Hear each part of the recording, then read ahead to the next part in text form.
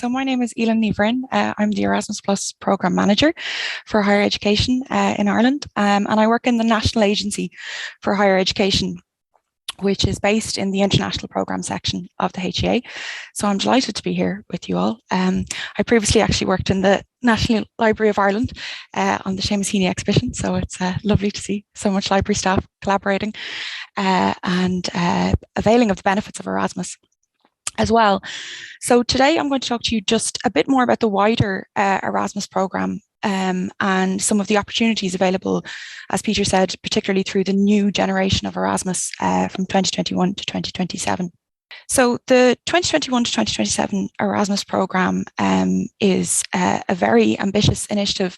It has nearly double the funding of the previous iteration, so 26.2 billion in total. And I suppose it's important to remember with Erasmus as well is it's much wider than higher education now. It has adult education, vocational education, sport, youth. So it's a very, very broad programme with very, very ambitious goals. So the horizontal targets of this programme are the following: inclusion and diversity, digital transformation, environment in the fight against climate change, and participation in democratic life. And it was interesting hearing some of the comments earlier about the administration of the programme, because this is actually one of the challenges the new programme is really seeking to address around streamlining digital processes and around trying to make it so that participants will have a single point of entry into the administrative process and to facilitate easier transitions, because obviously, as you can all appreciate, it's a very complex initiative to move that many people around Europe and indeed the globe in as safe and transparent a manner as possible.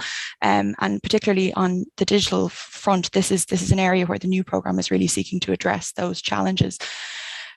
And then with inclusion and diversity as well, one of the very exciting things about this particular programme is that especially through the COVID period, where institutions were innovated at a great speed, we're also seeing that this is hopefully going to be a huge benefit from an inclusion and diversity perspective as well, giving more opportunities to those that maybe the old programme hadn't reached. So Erasmus Plus staff mobility, as those of you who have participated already know, can be carried out by any higher education staff member or by invited staff from outside the HEIs. It must be related to the staff member's professional development and to address their learning and personal development needs. And there are multiple opportunities within staff mobility as well, which I'll go into in a little bit later. And this presentation, as I say, outlines some of those opportunities for staff, including new opportunities specific to this generation of the programme. So under Erasmus 21 to 27, there are four kind of key opportunities for staff to get involved. For staff mobility for training, which is where Conul would have fallen. So staff training abroad can take place at HEI, enterprise or other relevant workplace, and it enables staff to take part in a training period abroad, sorry for the typo there, that is relevant to their day-to-day work. And it can take very different forms, including jobs, shadowing and observations periods subject to the specific criteria within it. And then staff mobility for teaching staff or invited staff by higher education institutions can participate in a teaching period abroad at a higher education institution, and this can be in any study field.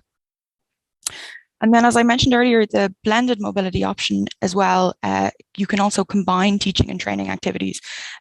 So the new programme is striving for more flexibility, more opportunities for staff to get involved in a way that makes sense with their own particular workflow as well. The new programme also includes blended intensive programmes, which are a new and innovative feature of this generation of the programme.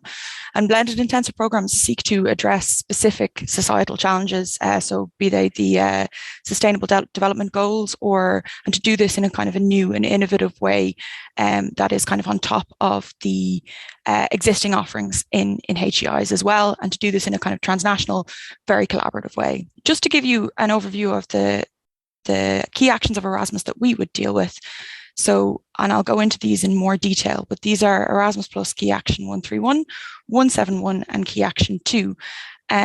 So the work ongoing for Conul at the moment would fall very much under Key Action 131, but I suppose I'd like to draw your attention to some of the other opportunities that are available within the programme that you might consider going forward over the next couple of years as well. So Key Action 131 is the Erasmus Plus Key Action for higher education student and staff mobility between programme countries. And again, under the new programme, there's a percentage of that Key Action 131 funding that can be used for partner countries. So countries outside of what are known as programme countries and associated countries within the EU. So this is, again, to encourage the sort of widest possible geographic scope for outgoing mobility activities and to ensure the greatest possible opportunities for students and staff to get involved in the programme. Then Key Action 171 covers mobility between programme and partner countries. So since 2015, Erasmus has created mobility opportunities in the field of our higher education for individuals and organisations in partner countries. It's a really exciting part of the programme, looking at, as I say, mobility beyond the programme countries in Europe, and staff mobilities for teaching and training under Key Action 171 can last from 5 days to 2 months and can also be carried out in that blended format I previously mentioned as well. Key Action 2 is projects, large-scale projects, so cooperation among organisations and institutions.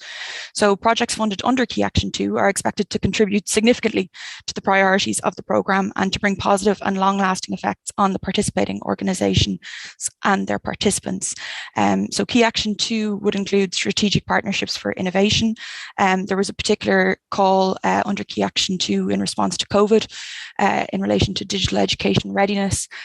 So Key Action 2, as I say, addresses specific challenges where higher education institutions can partner with industry and with enterprise to and various organisations to address specific goals. These projects are also expected to, so there's the wider goals of the programme that I mentioned at the start, but they're also expected to address sector-specific priorities too. So these are to promote interconnected higher education systems, to stimulate innovative learning and teaching practices, to develop STEMs or STEAM in higher education, in particular women's participation in STEM, rewarding excellence in learning, teaching and skills development, building inclusive higher education systems, supporting digital and green capabilities, capabilities twice there, apologies, of the higher education sector. So as you can see, it's drilling down on the overall goals for the programme to make them obviously more higher ed specific and related to the particular way Key Action 2 can target these particular problems. And just to give you a sense, so just to around these figures, the way the contracts work for Erasmus, these are not finalised, but just to give you a sense, and 2020 as well is a very was obviously a very COVID affected year, but these would be the countries we would typically see as well. So for outbound staff, the top receiving countries would have been France, Spain and Italy.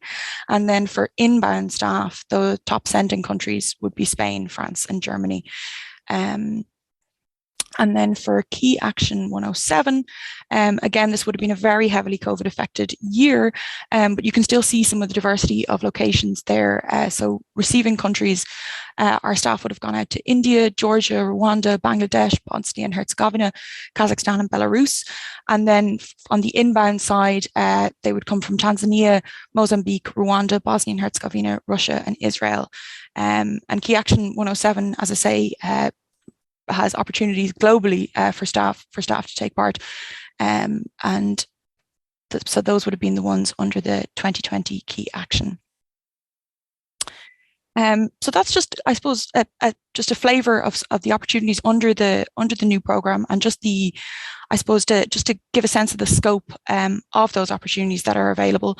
The Erasmus Plus project results platform, which I've linked here, actually is a treasure trove of information, really, because it includes lots of outputs and published from previous project as well. And you can search, obviously, whether it's by libraries or by whatever particular specific issue you're trying to address, and get some inspiration for as well. And if you've any queries at all, please email us at erasmus@hea.ie. So thank you very much.